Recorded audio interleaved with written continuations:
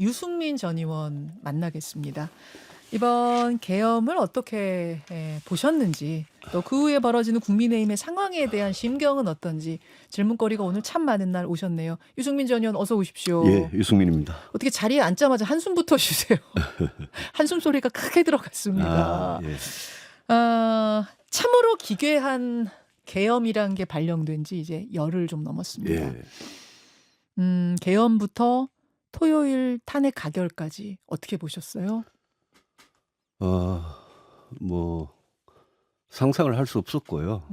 또 저 개인적으로는 저는 뭐 국민의힘 정치인이니까 저 개인적으로는 국민 여러분께 너무 죄송합니다. 이거는 우리 헌정사에 정말 불행한 일인데 이런 일을 저희들이 막지 못했던 거, 우리 당이 배출한 대통령이 이런 일을 저질렀던 거, 예.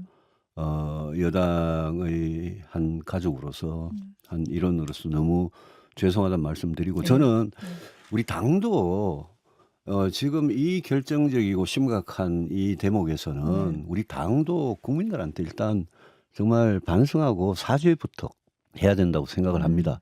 근데 안 하고 있죠, 아직도. 예, 12월 3일부터 지금 벌써 13일이 지났잖아요. 네, 네. 아직도 안 하고 있는 이 부분, 당이 혼란에 빠진 부분, 이런 부분들이 국민들께서 어떻게 보실까. 이번 과정에서 우리 당이라도 좀 민심에 충실하는 그런 모습을 보였으면 어땠을까. 그 탄핵 소추안 그 투표 결과가 겨우 됐잖아요. 그렇죠. 예. 겨우 됐는데 그거는 우리 당의 대다수가 반대했기 때문이잖아요. 예.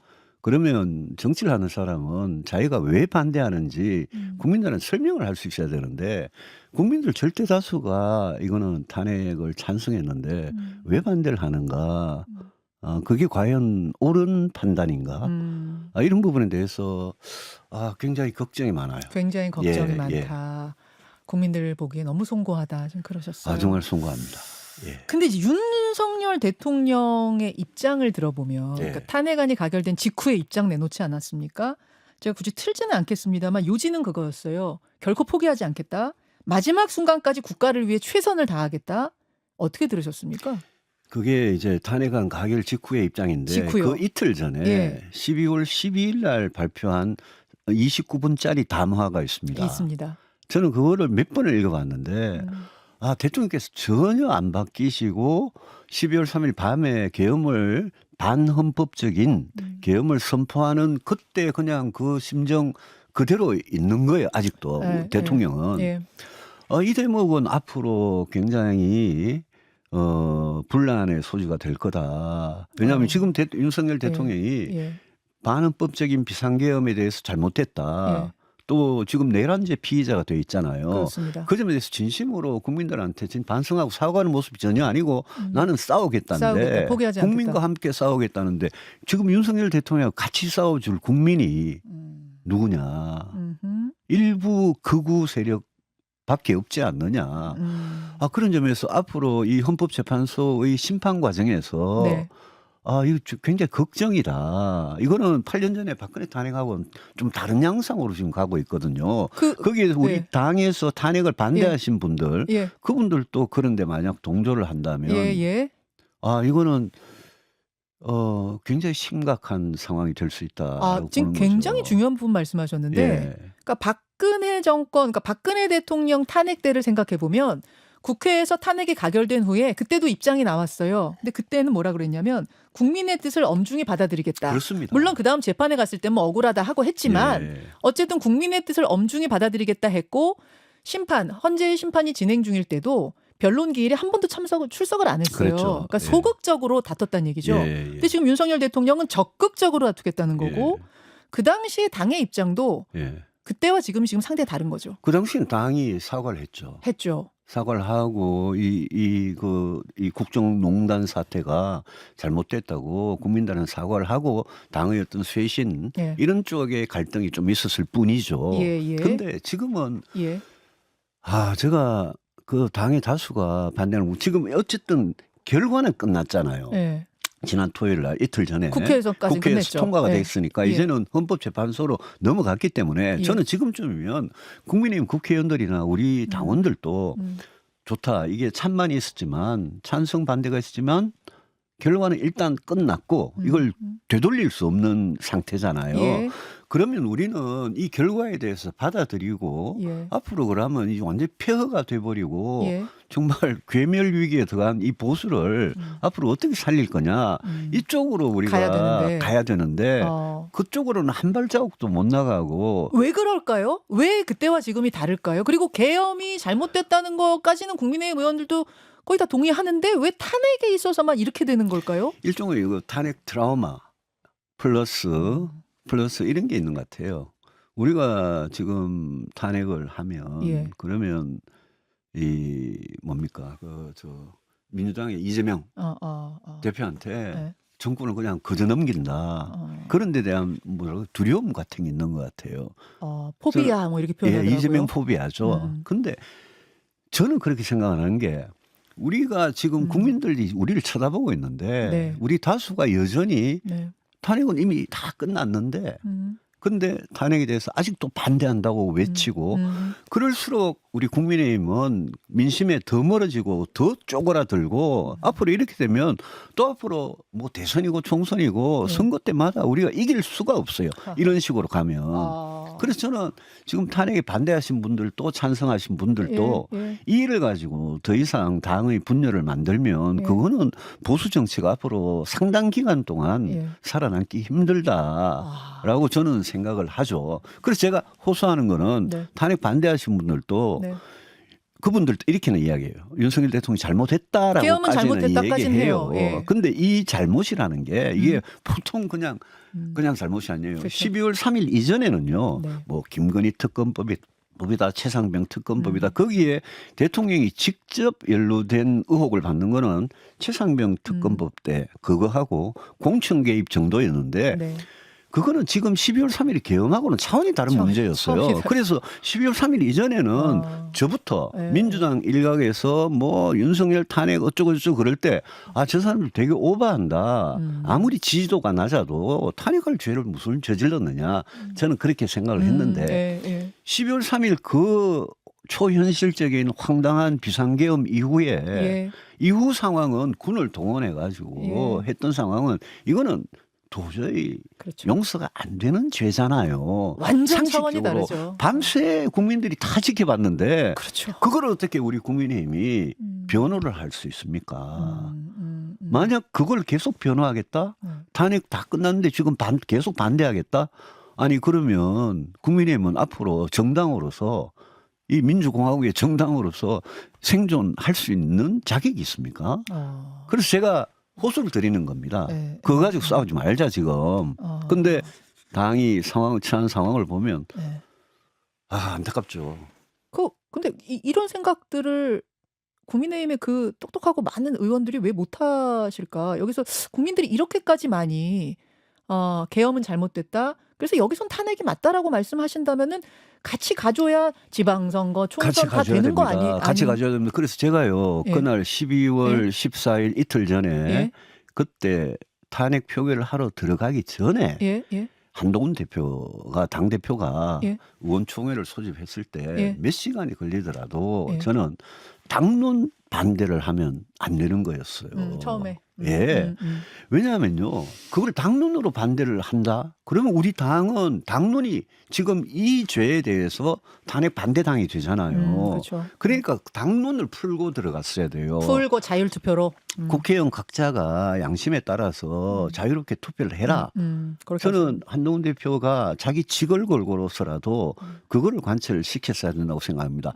그걸 관철을 못 시키니까 가서 투표는 했는데 양쪽이 다 생각이 다른 거예요. 투표 전망이. 근데 가결이 돼버렸잖아요. 그 이후에 일어난 지금 혼란상이 있지 않습니까? 서로 손가락질을 하고 서로 총질을 하고 서로 당 나가라 그러고 이게 거기에서 생긴 혼란입니다. 알겠습니다. 왜 우리가 그걸 당론으로 그리 합니까? 당론이라는 게 얼마나 무거운 건데. 거기서부터 단추가 잘못 껴졌다고 보시는 건데 생각합니다. 그 당 이야기 하기 전에 잠깐만 시간을 좀 거슬러 올라가 볼게요.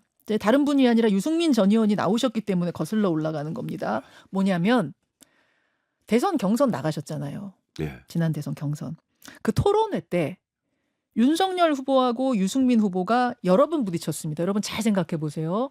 그 손바닥 왕자. 예. 그거 지적하신 분이 유승민 후보였고 예. 또 천공과의 친분에 대해서 의혹 제기하신 것도 유승민 후보였고 말하자면은 윤석열 후보의 어떤 비상식, 비합리 이런 거를 지적하시려고 했던 것 같은데 여러분 그렇습니다. 지금 예. 생각해 보면 그 비상식, 비합리가 이제 계엄으로 이어진 건가 막 이런 생각이 들면서 그 장면을 제가 좀 찾아봤거든요. 예. 토론회 장면 예. 짧게 보고 오죠. 정법이라는 사람이 이런 말을 해요. 내 손바닥이 빨간 이유가 손바닥에서 에너지가 나가기 때문이고 이걸로 암 걸린 환자가 피를 토하고 암을 낳았다. 이런 사람을 어떻게 알게 됐냐고 묻는 겁니다. 아니 그거는 뭐 제가 과거에 어떤 분이 이 유튜브가 예. 재밌는 것들이 있다. 그래서 어떤 분이랑 부인입니까? 아니 우리 부인에게 얘기해 준 분이 있어요. 예, 예. 그래서 뭐 조금 본 적은 있지만 저도 알다시피 예. 뭐 아니 정법을 만나셨죠? 만난 적 있습니다. 예, 몇 번 만나셨습니까? 뭐 한 몇 번 뭐 좀 오래 됐습니다. 부인하고 네. 같이 만나셨습니까? 그렇습니다. 뭘 재미로도 볼 수 있는 거지. 그게 제 아니 직접 의사결정. 만나셨으니까 하는 말이죠. 아니 만날 수도 있는 거 아닙니까? 이런 소리를 하니까 아니 그러니까 하는 제가 이야기죠. 모르니까 만났고 예. 그 말이 최보식 칼럼을 통해서 나오자마자 예. 아 이건 아니다 해가지고 예. 저는 그 이후로는 서로 아니, 연락하거나 딱 만난 적이 끊으셨습니까? 없습니다. 딱 그렇습니다. 끊으셨습니까? 아, 제가 딱 일부분만 들려드렸는데 저는 저 좀 더 길게 봤거든요, 이번에. 근데 이제 저 뒤에도 유승민 의원도 한번 보라 뭐 이런 것도 있고 그랬던 것 같아요. 네. 그렇죠. 그런 것도 봤어요, 있었고. 그래서. 예. 보고 어이가 없었죠. 저것뿐만 아니라 네. 제2의 전두환이 되겠다는 생각도 갖고 계십니까? 이런 질문도 예. 막 하셨던 기억도 나. 예. 그러니까 어떤 느낌을 받으셨던 거예요, 저 때? 그때는 음. 문재인 정권 5년을 어떻게든 정권 교체를 해야 되겠다는 열망은 굉장히 높았어요. 그리고 뭐 윤석열 후보가 뭐 그걸 해줄 후보 같이 보였고 많은 보수 유권자들한테. 예, 예. 근데 저는 그때 윤석열 후보를 겪어보면서 네. 아, 손바닥에 왕자를 쓰고 대선 후보 TV 토론에 나온 사람을 제가 정치를 25년간 하면서 제가 일단 본 적이 없고 또 천공이라는 그런 뭐 이상한 사람한테 저렇게 믿는 것도 본 적이 없고 무엇보다도 제일 충격적인 거는 예. 그 5.18과 전두환에 관한 발언이었어요. 그래서 제가 당신 제2 전두환이 되고 싶은 거냐라고 물었던 거고요. 그때 뭐였냐면 발언이 어떤 예. 언론 인터뷰에서 그렇습니다. 전두환이 정치는 잘했다 그거였던가요? 예. 전두환이 정치를 잘했다 이러길래 제가 5.18과 12.12를 빼고 어떻게 전두환을 평가할 수 있느냐. 그건 말이 안 된다. 그럼 윤 후보가 제2 전두환이 되겠다는 거냐. 그러니까 뭐 수단과 방법을 가리지 않고 뭘 해야 된다고 막 그러길래 제가 그때 굉장히 좀 나무랐습니다. 네, 그런 네. 생각하시면 안 된다고. 근데 뭐 저도 그 이후에 경선 그때 발언한 게 3년 전이니까 네. 저도 3년 후에 이분이 대통령이 돼가지고 진짜 헌법 파괴적인 쿠데타를 이거를 직접 45년 만에 네. 역사 시계를 45년을 거꾸로 돌릴 줄은 저도 상상을 못했죠. 그 누가 상상을 했겠습니까? 상상을 했- 지금 많은 보수 유권자들께서 절망하고 계시는데 윤석열 후보를 대통령으로 찍으신 분들 네. 지난 대선에서 네. 뭐 이재명이 싫어서 찍었건 어때서 찍었건 그 찍으신 분들이 음. 지금 윤석열 대통령이 네. 2년 반 동안 국정을 이렇게 하고 예? 또 김건희 여사 문제가 이렇고 네. 또 이렇게 비상계엄까지 할 줄 알고 찍은 사람이 누가 있겠습니까? 그래서 저는 그렇죠. 이거는 윤석열의 탄핵이지 보수에 대한 탄핵이 아니다. 그래서 당은 선을 그어야 된다는 얘기를 지금 당연히 하시는데 저는 왜 그렇게 당이 해야 선을 못 끊느냐 예, 이걸 다. 그렇습니다. 자, 예. 그 이야기를 이제 넘어가겠습니다. 그 한동훈 대표가 결국은 이제 마지막에 이거 우리 탄핵 찬성해야 됩니다. 쪽으로 찬성합시다.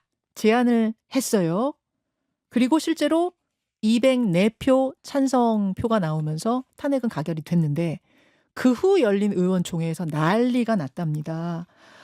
뭐 물병이 날아오고 무슨 뭐 배신자 뭐 별 이야기가 다 나오고 결국은 한동훈 대표는 잠시 후 10시 반에 사퇴 기자회견 할 것 같습니다.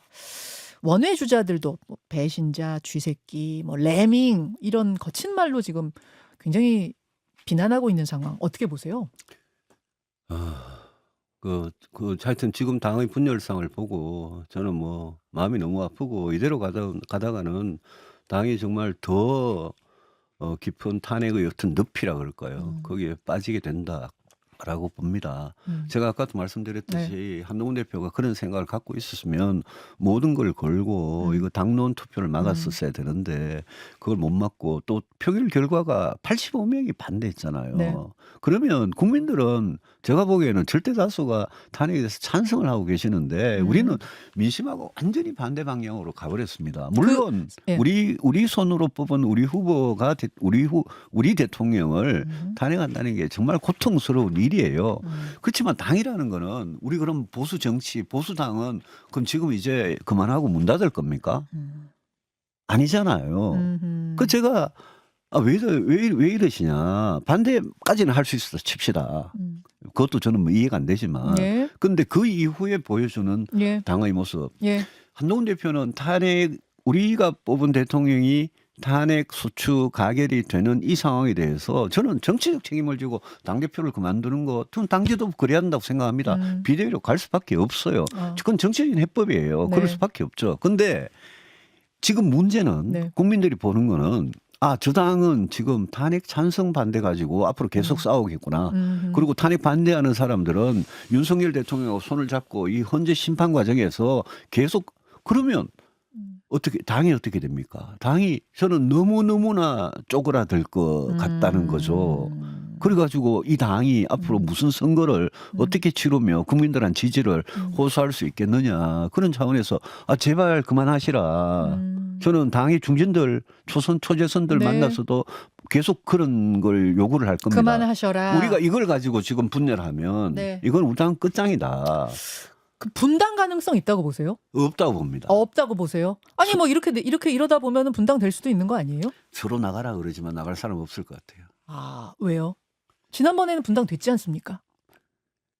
그때도 33명 국회의원이 개혁보수를 하겠다고 바른정당을 만들었죠. 네. 저는 바른정당이 우리 정당 역사에서 굉장히 중요한 당이라고 생각을 합니다. 여전히. 예. 그 뜻은 옳았다고 생각을 합니다. 근데 여러 가지 현실적인 장벽에 부딪혔죠. 지금 분당 가능성을 이야기할 게 아니라 어떻게 보면 저는 정치를 하는 사람이니까 평론하는 사람이 아니고 예. 분당은 무조건 막아야죠. 가능성. 분당은 무조건 막고 당을 바꿔야죠.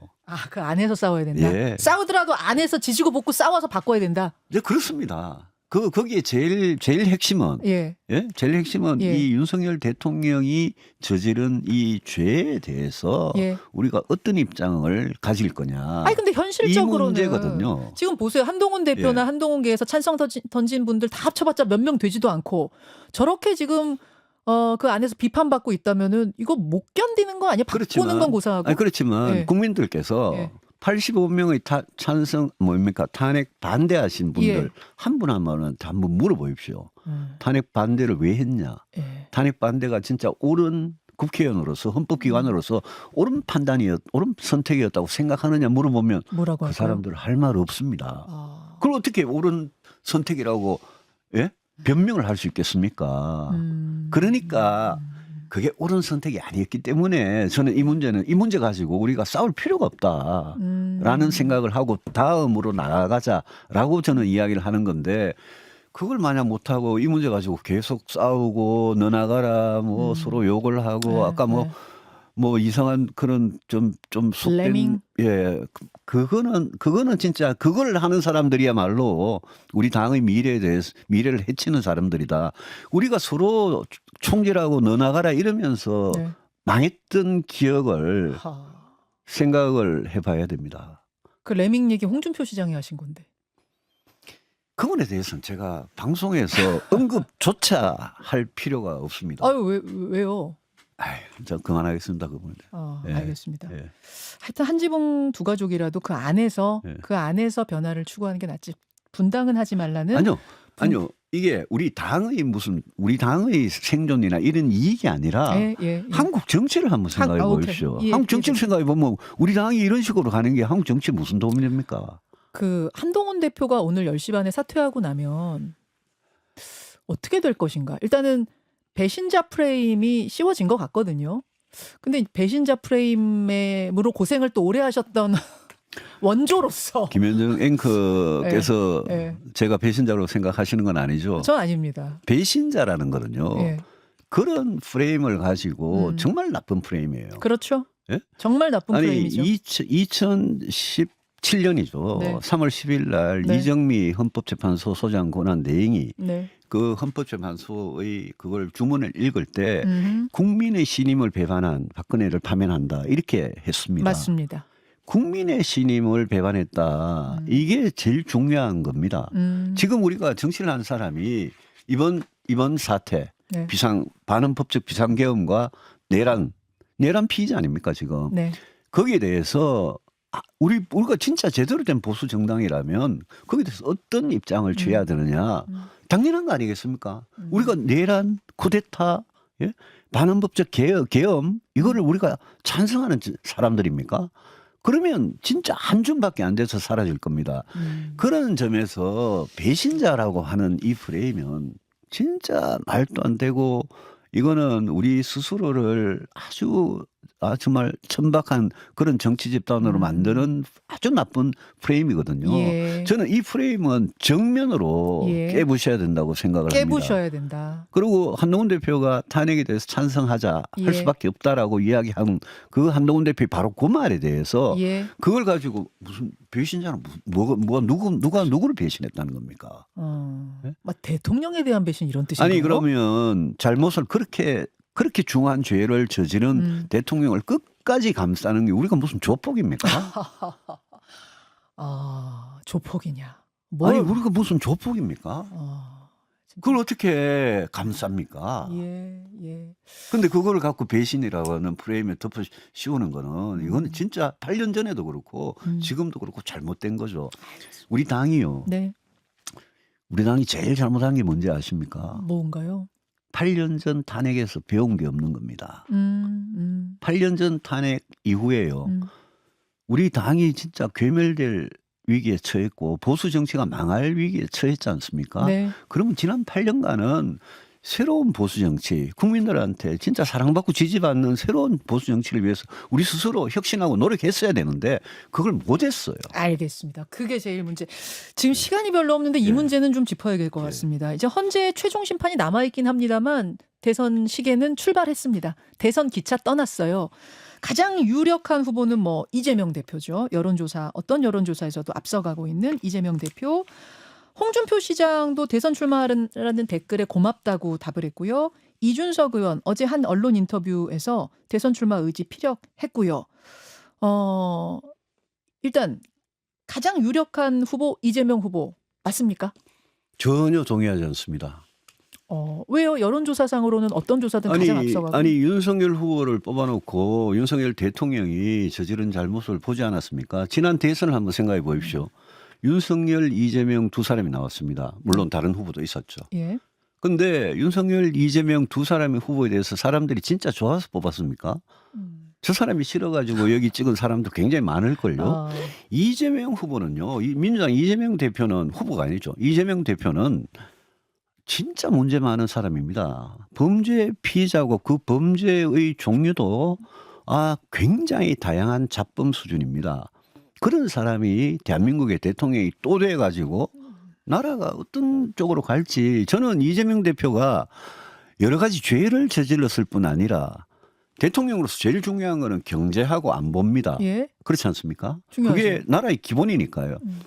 이재명 대표의 경제와 안보에 대해서는 저는 상상하기조차 싫을 정도로 그분은 왔다 갔다 할 뿐만 아니라 굉장히 끔찍한 생각들을 많이 갖고 있기 때문에 저는 그런 분이 대통령 되면 안 된다고 생각하고 저는 상당수 민주당 일부 개딸들 빼고 상당수는 특히 중도층의 상당수는 이재명 대표에 대해서 저 사람이 다음 대통령이 되는 데 대해서 굉장히 불안하다고 생각하기 때문에 저는 그 사람이 무슨 가장 유력한 후보라고 지금 아마 여론조사 숫자 가지고 그러시는 모양인데 아주 압도적이죠 지금. 전혀 저는 그 사람이 유력한 후보라고 생각하지 않습니다. 상황이 바뀔 거라고 보세요. 대선 국면 시작되면. 우리 국민의힘이 지금 이 대목에서 진짜 철저하게 반성하고 국민들께 사죄하고 우리가 갈 새로운 길을 찾아가지고 진짜 검증된 후보를 예. 차분하게 내놓을 수 있으면 저는 이재명 후보가 뭐가 무섭습니까? 이재명 포비아 하는 거 그걸 저는 버려야 된다고 생각합니다. 어허. 이재명 후보가 어떻게 보면 거꾸로 뒤집어서 보면 예. 그렇게 허약한 후보가 어디 있습니까?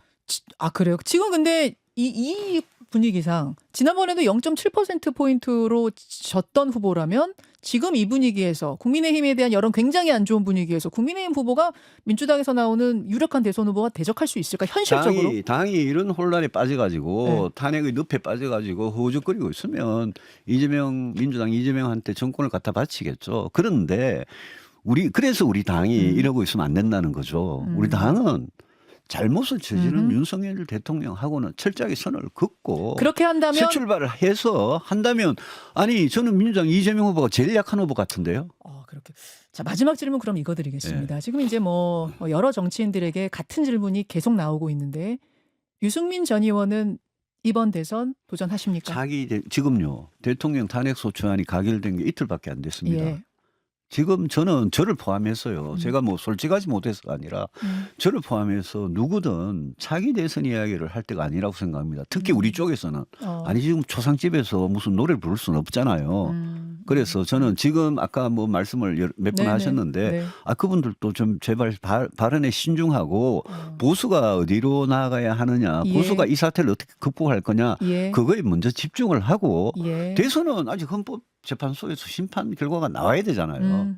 그거 보고 해야죠. 보고 답하시겠다는 예. 말씀까지 듣겠습니다. 제가 뭐 유승민 전 의원하고 참 인터뷰 여러 번 했는데 오늘처럼 당 이야기하면서 열변을 토하신 건 오랜만에 많이 답답하신 게 느껴졌습니다. 그렇습니다. 예, 예. 국민의힘 유승민 전 의원 고맙습니다. 예, 고맙습니다.